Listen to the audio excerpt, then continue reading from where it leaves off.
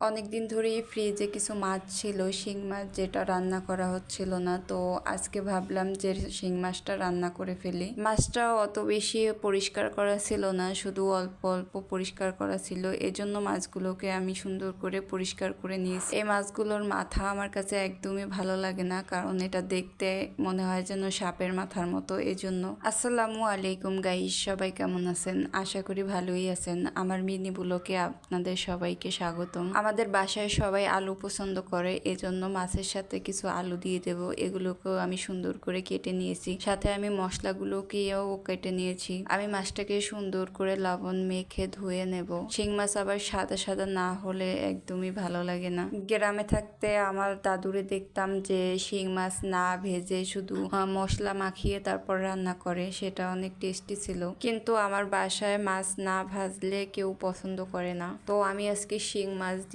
আলু দিয়ে পাতলা করে ঝোল করব। পাতলা করে ঝোল করলে এটা আমার খেতে খুব ভালো লাগে। সবকিছু একসাথে কেটে কুটে গুছিয়ে রান্না করতে আমার কাছে খুব ভালোই লাগে। তোমাদের সাথে কথা বলতে বলতে আমার রান্না একদমই শেষের দিকে। তো গাইস, আমার রান্নাটা কেমন হয়েছে তোমরা কিন্তু সবাই কমেন্টে বলে যাবে।